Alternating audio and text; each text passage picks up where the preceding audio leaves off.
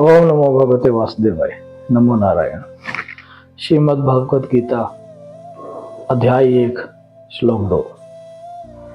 इस श्लोक में मैं आपको बताऊंगा कि दुर्योधन और युधिष्ठिर दोनों द्रोण के पास जाने वाले हैं। और यहाँ देखने वाली बात यह है कि दोनों किस प्रकार अलग अलग तरीके से जाते हैं। युधिष्ठिर और दुर्योधन, इन दोनों की सोच में कितना फर्क है, इन दोनों की एक्टिविटी में कितना फर्क है, वो यहाँ दिखता है।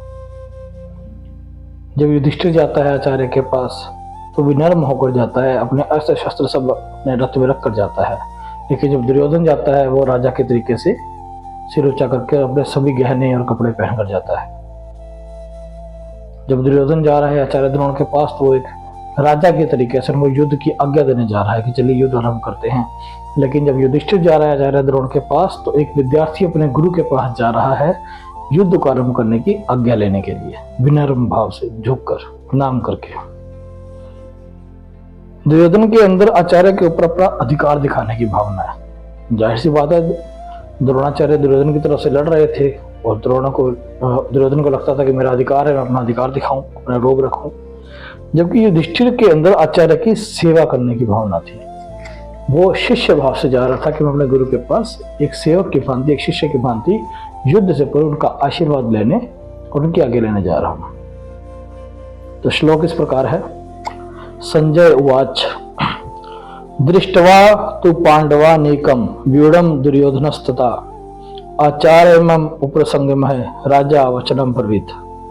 अर्थात संजय ने कहा, हे राजन, पांडु पुत्रों द्वारा सेना की व्यूह रचना देखकर राजा दुर्योधन गुरु के पास गया और उसने ये शब्द कहे। यहाँ पर हम संजय की बात करेंगे, दुर्योधन की बात करेंगे, द्रोणाचार्य की बात करेंगे। अब इस श्लोक से पहले मैं आपको ये बता देता हूं कि ये श्लोक बोला संजय ने। श्रीमद् भागवत गीता में कितने श्लोक हैं? आप में से कितने लोग जानते हैं कि श्रीमद् भागवत गीता में कुल कितने श्लोक हैं? श्रीमद् भागवत गीता में कुल 700 श्लोक है, 700। इसमें धृतराष्ट्र ने सिर्फ एक श्लोक कहा, सबसे पहला श्लोक धृतराष्ट्रवाच वाला। संजय ने 41 श्लोक कहे, 41। अर्जुन ने 84 श्लोक कहे, जबकि मेरे प्रभु श्री कृष्ण ने 574 श्लोक अपने श्रीमुख से कहे। क्योंकि संजय व्यास देव के द्वारा दिव्य दृष्टि प्राप्त हो चुकी थी। युद्ध से पहले जो व्यास देव थे वो गए धृतराष्ट्र के पास, बोला कि तुम घर पे बैठे हो, तुम युद्ध की स्थिति अगर देखना चाहते हो तो मैं तुम्हें दिव्य दृष्टि देता हूँ। धृतराष्ट्र को पता था इस युद्ध का क्या निर्णय होने वाला है, अंतरात्मा तो बोल गई थी। उसने बोला कि नहीं, मैं अपने पुत्रों की मृत्यु नहीं देखना चाहता। तो उन्होंने कहा, काम कीजिए, ये मेरा सारथी है संजय, ये बचपन से मेरे साथ रहा है और मुझे हर चीज का हाल संजय ही बताया करता था, तो आप संजय को दिव्य दृष्टि दे दीजिए, संजय मुझे बता देगा, मैं देख नहीं सकता लेकिन मैं श्रवण कर लूंगा। और संजय क्या करता था, संजय बचपन से धृतराष्ट्र के साथ था तो थोड़ा मुंहफट भी था, खुला हुआ था उनके साथ। उनका साथी या सारथी होने के बाद भी मित्रवत था, तो कभी कभी वो धृतराष्ट्र को थोड़ा बहुत कड़वे वचन भी बोल देता था, ताने भी मार देता था। और हमेशा ये भी कहता था कि ये जो युद्ध करवा रहे हैं धृतराष्ट्र, ये आपकी वजह से हुआ है। अगर आपने अपने संतान को नियंत्रण में रखा होता तो आज इतने लोगों की मृत्यु ना होती, इतना विनाश ना होता। महाभारत के युद्ध खत्म जब हो गया, ये बहुत कम लोग जानते हैं कि महाभारत युद्ध के खत्म होने के अगले 15 साल तक धृतराष्ट्र वहीं पे रहे राजा के महल के अंदर और अपना जीवन जीते रहे और संजय उनके साथ था।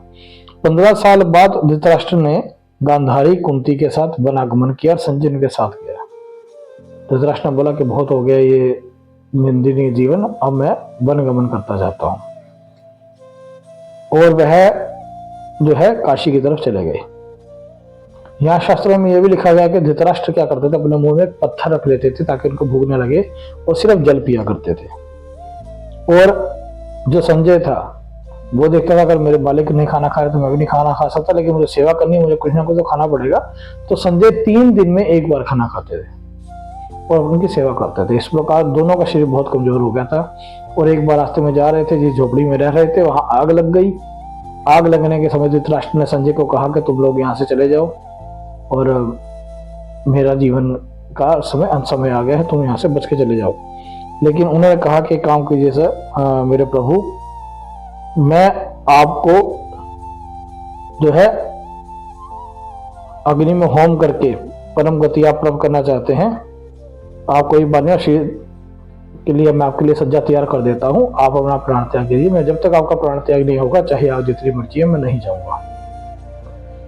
जब धृतराष्ट्र ने अपना प्राण त्यागे, उसके बाद कहा जाता है कि संजय जो है अपना आगे का जीवन जीने के लिए हिमालय चले गए और वहां जाकर उन्होंने अपना आगे का जीवन जो है अंत किया।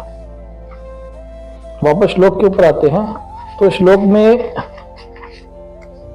सबसे पहली पंक्ति है, दृष्टवा तु पांडवानिक व्यूहम दुर्योधनस्तदा, अर्थात दुर्योधन ने पांडवों के व्यूह को देखा, उसने देखा कि ये कैसा व्यूह रच रहे हैं, और उस व्यूह को रचने के बाद वो धृतराष्ट्र का जो पुत्र है वह गया द्रोणाचार्य जी के पास और कहा कि आप युद्ध कीजिए, प्लानिंग बनाइए, ये व्यूह रचना उन्होंने की है, आप बताइए युद्ध कैसे लड़ना है। मतलब एक आज्ञा देने के तरीके से उनके पास गया।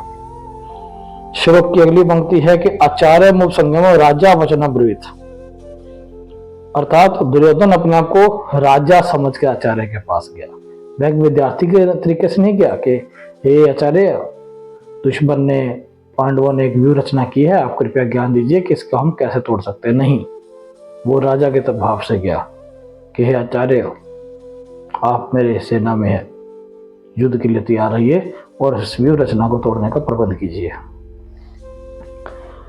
मुंडक उपनिषद, एक उपनिषद है मुंडक उपनिषद, उसमें कहा गया है, स गुरु में वाभिने गच्छतम समी प्राणी श्नोरतम ब्रह्मनिष्ठतम, अर्थात व्यक्ति को जब भी अपने गुरु के सामने जाना चाहिए हाथ जोड़कर विनम्र होकर जाना चाहिए। लेकिन यहाँ पर जो दुर्योधन है वह पूर्णतः ही उसका उल्टा ही व्यवहार कर रहा है। यहाँ पर एक शब्द है आचार्य उपसंगम, अर्थात आचार्य का बात मान लीजिए, उपसंगम का मतलब होता है आचार्य का उपभोग करते हुए, अर्थात आचार्य की बात मानते हुए।